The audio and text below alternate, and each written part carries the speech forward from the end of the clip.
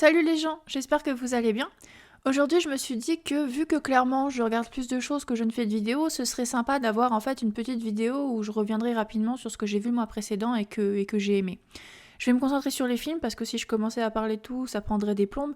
Et je vais pas parler de tous les films que j'ai vus le mois dernier, je vais juste évoquer ce que j'ai envie d'évoquer aussi rapidement ou longuement que j'en ai envie, en restant quand même dans une limite de temps raisonnable vu que c'est pas censé être une vidéo trop développée mais plus une sorte de petite récap.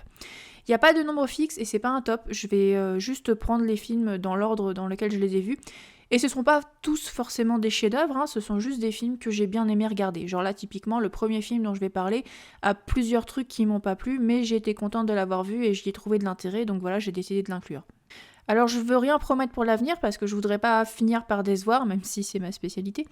Mais comme mon espoir c'est quand même de faire ça chaque mois, la vidéo va être un peu différente de d'habitude, je vais pas apparaître à l'écran. Bon, à part mes mains. Parce qu'honnêtement, il y a juste des périodes où j'aime pas ma tête et j'ai pas envie de la montrer, donc pour éviter que ce soit un frein à une récurrence potentielle de ces vidéos, on va faire ça comme ça. À la fois, j'avais pas envie de vous laisser non plus face à un écran fixe, je pourrais passer des images des films en continu, mais j'aurais peur que YouTube apprécie pas, et puis je trouve que ça donnerait une esthétique sérieuse à ces vidéos qui se veulent vraiment pas excessivement développer.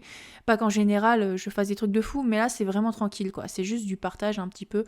Donc à la place, vous allez avoir le privilège de me regarder dessiner dans ce carnet que j'ai entamé pour l'occasion. Alors je suis pas une grande dessinatrice en vrai, sentez-vous libre d'écouter simplement la vidéo, ça va pas être une de ces vidéos de dessin super impressionnantes qu'on voit faire les gens. Aujourd'hui, je vais faire ce que j'appelle des dessins blob. Donc l'idée, c'est qu'en fait, je fais des formes sur une page de façon aussi aléatoire que possible. Et après, je les remplis avec des dessins en essayant de coller à la forme le plus possible. Voilà, ce sera juste mieux qu'un écran noir. Ah, et la vidéo et l'audio sont enregistrés séparément pour éviter que je parte dans des tangentes de fou. Et c'est aussi évidemment scripté pour cette même raison, même si je lis pas de façon hyper stricte ce que j'ai écrit. Sur ce, c'est parti pour les films de juin 2021, pas ceux sortis en juin 2021, mais ceux que j'ai vus ce mois-ci. Et donc le premier que j'ai regardé, c'est également celui dont j'ai envie de parler en premier, et c'est Hostile. Donc le film est sorti en 2017, et c'était le premier long métrage réalisé par Mathieu Turi, et lorsque je l'ai regardé, son second film, Méandre, était en salle, je sais pas s'il y est encore.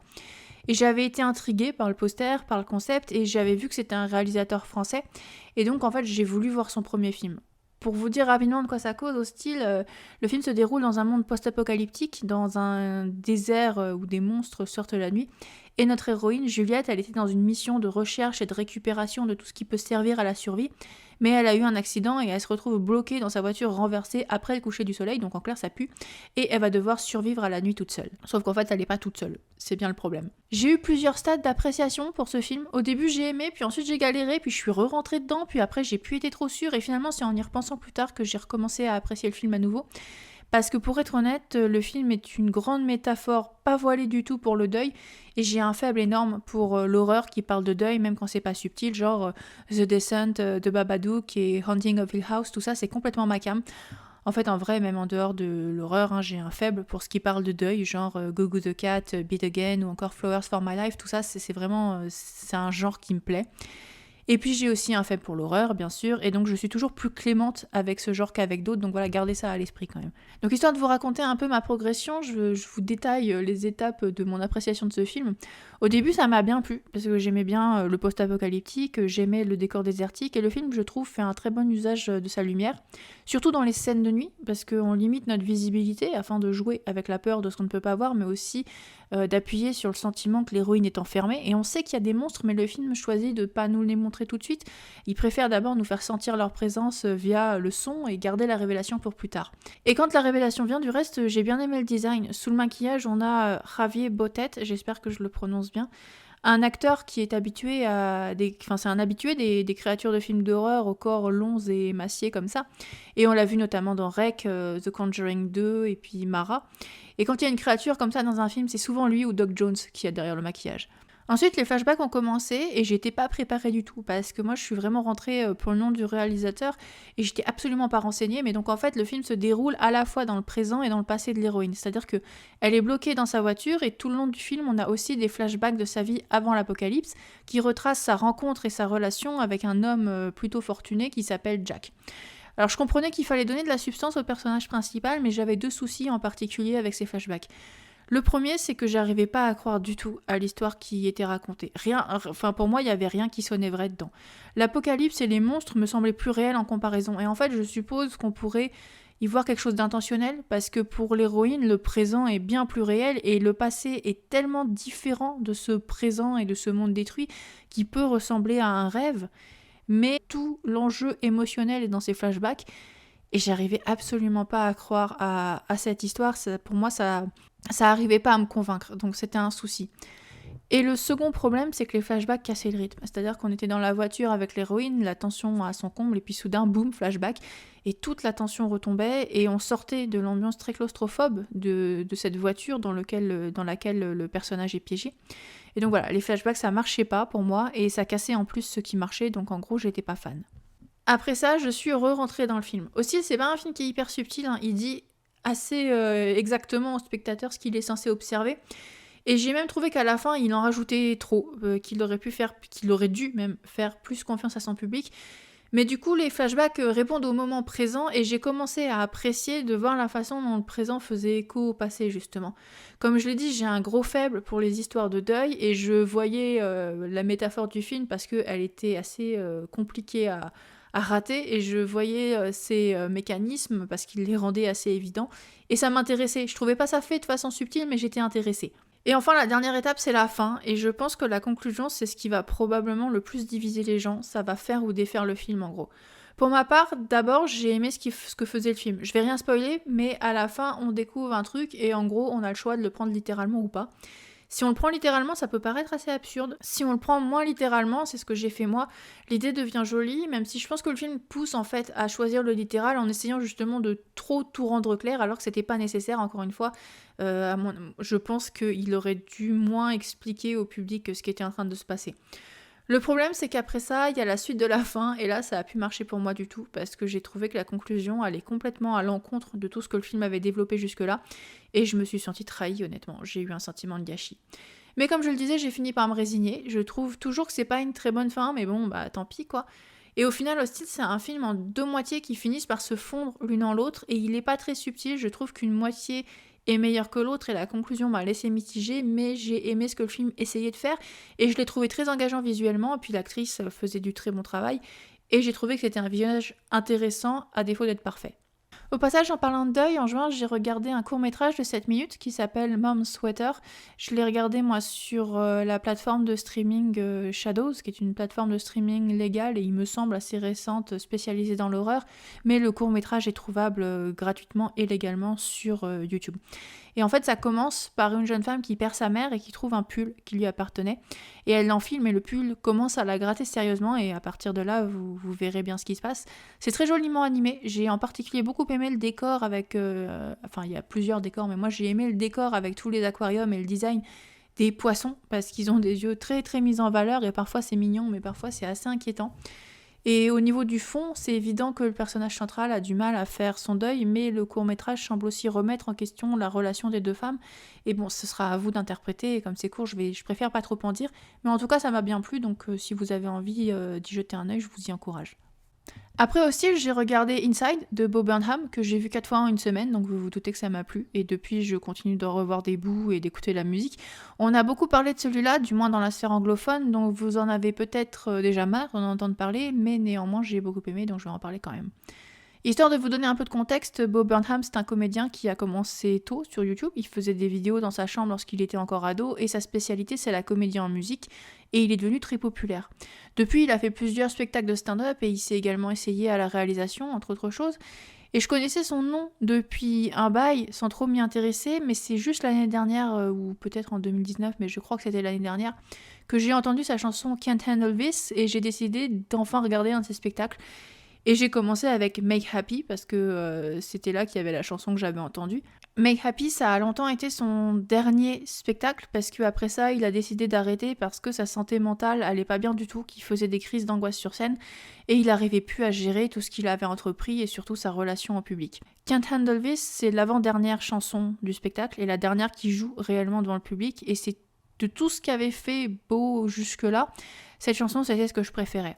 Déjà parce que je trouve qu'elle sonne bien, mais aussi parce que j'aimais bien la mise en scène, la façon dont les lumières étaient utilisées. Et bien sûr, il y a la question des paroles. Le texte commence par de petites choses drôles qui semblent triviales, puis ça prend un tournant et ça commence à aborder un sujet sérieux et même assez triste, jusqu'à ce qu'on se rende compte que les petites blagues du début n'étaient pas que ça.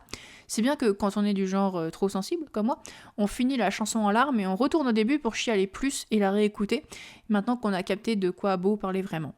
Bon bah Inside, c'est un peu ça, mais sur 1h30. Inside, c'est un film écrit, joué, réalisé et monté par Bo Burnham dans son appartement pendant qu'il était coincé à cause du Covid. Et c'est en gros une succession de sketchs musicaux avec quelques moments parlés entre, et ça alterne entre les sketchs et des moments qui font plus making-of, où on voit Bo écrire, filmer, vérifier ce qu'il a filmé, monter, etc.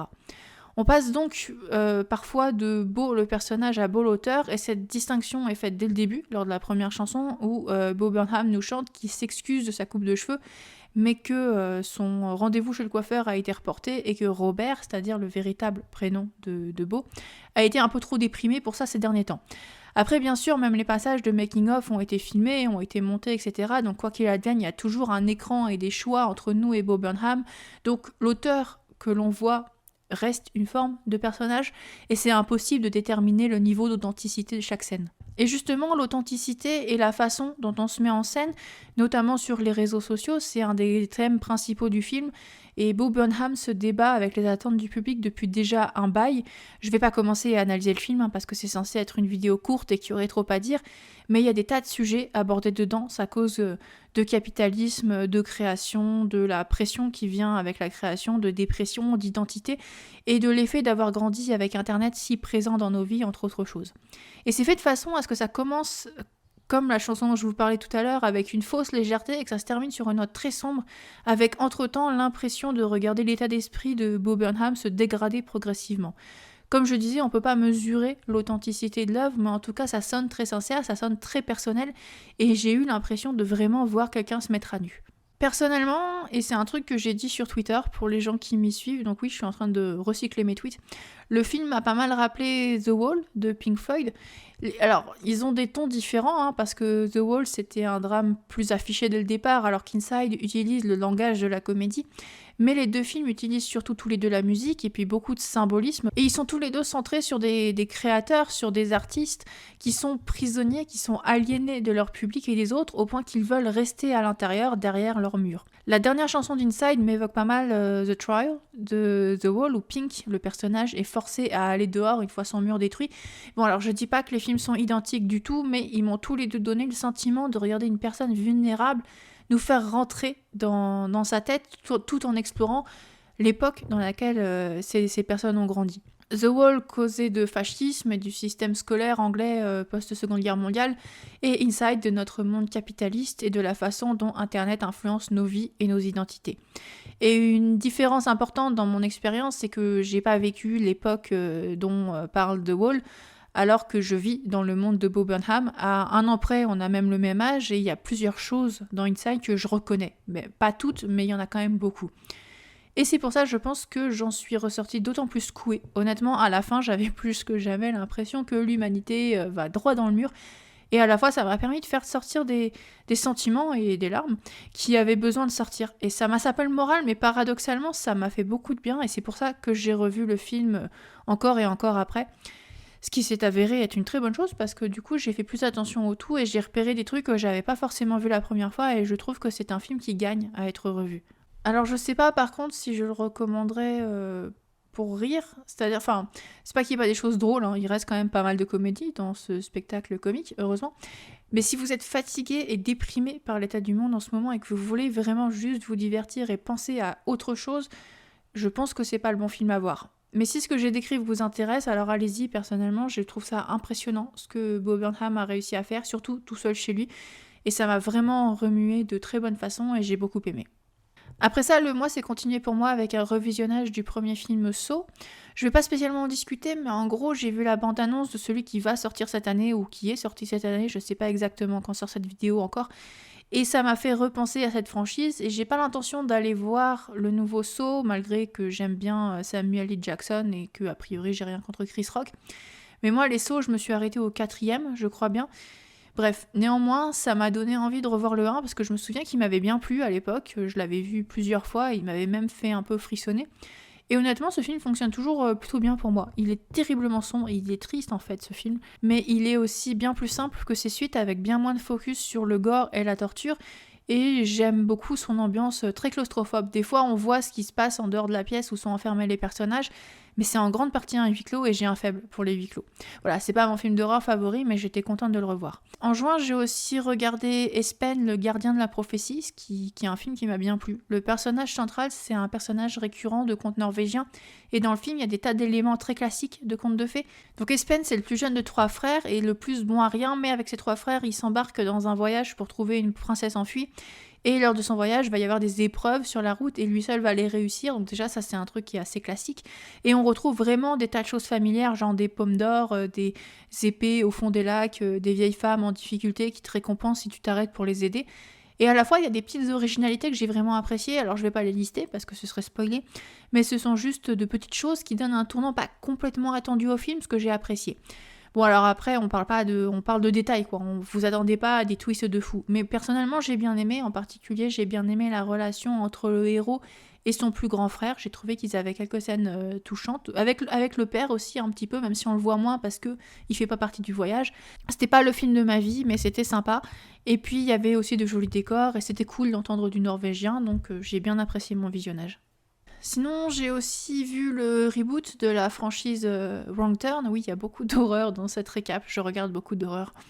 Donc, Wrong Turn ou Détour mortel en français. Et c'est un film qui a l'air d'avoir vraiment pas été apprécié en France, si j'en crois Allociné en tout cas. Pour ma part, j'ai pas trouvé ça si mauvais que ça. Bon, alors c'est rien de fou, hein, c'est pour ça que je m'arrête pas non plus spécialement dessus, mais j'ai pas trouvé que ce soit si catastrophique. Après, beaucoup des commentaires que j'ai lus parlaient d'une VF déplorable, et j'ai vu le film en VO, donc là forcément je peux pas juger. Et d'autres se plaignaient que le reboot n'a pas grand-chose à voir avec la franchise, et en l'occurrence, ils ont pas tort. Personnellement, j'avais raisonnablement bien aimé les 2 premiers, Détour mortel, mais j'étais pas spécialement fan de la franchise, donc en fait, voir le reboot s'en éloigner, ça m'a pas dérangé plus que ça. Mais je comprends que les fans aient été déçus et se demandent pourquoi utiliser en fait le titre si le résultat a pas grand-chose à voir. On pourrait avancer que l'idée c'est de jouer sur les attentes des gens qui sont liées au titre, mais en fait ces attentes ce sont des clichés de films d'horreur.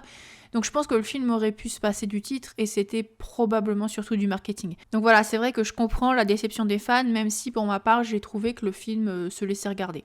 Cela dit, du coup, ça m'a donné envie de revoir Tucker and Dale Fight le mal, et je trouve toujours ce film super sympathique. Tucker and Dale, c'est un film d'horreur comédie qui joue avec les clichés de films d'horreur façon slasher, où des gens de la ville vont passer des vacances dans un coin reculé et tombent sur des habitants détraqués qui essaient de les tuer, voire parfois de les manger, genre des tours mortels par exemple. Et l'idée c'est que là, la tuerie commence sur un gros malentendu en fait. Nos hillbillies voulaient juste passer un week-end tranquille et ils se retrouvent attaqués par des ados qui ont rien compris à la situation et ça vire au gore. Le film est une parodie qui n'est pas du tout méprisante avec ce qu'il parodie et je le trouve super attachant. Alan Tudyk et Tyler Labine, les 2 acteurs sont très drôles tous les 2 et je les trouve même souvent sincèrement touchants. Mon seul regret c'est que le personnage féminin principal manque de relief et que j'aurais aimé qu'elle soit plus drôle, mais j'ai vu ce film 4 ou 5 fois et à chaque fois je passe un très bon moment devant, donc j'ai aimé à nouveau. Et voilà, c'était en gros mon mois de juin. Personnellement, je recommanderais surtout Inside et puis Tucker and Dale Fight le mal selon le public que vous êtes. Le reboot de Wrong Turn, c'est sans doute le film que je recommanderais le moins de ma liste. J'en ai surtout parlé pour être honnête parce que c'est ce qui m'a poussé à revoir Tucker and Dale, mais je pense que sinon je l'aurais assez rapidement oublié. Je sais pas si vous avez apprécié ce format de vidéo ou si les dessins étaient vraiment mieux qu'un écran noir, mais pour le moment en tout cas on s'arrête là. Du coup les gens, je vous souhaite une bonne matinée, une bonne journée, une bonne soirée, une bonne tout ce que vous voulez, et je vous dis au mois prochain pour une prochaine vidéo de ce type et pour la suite de ces dessins.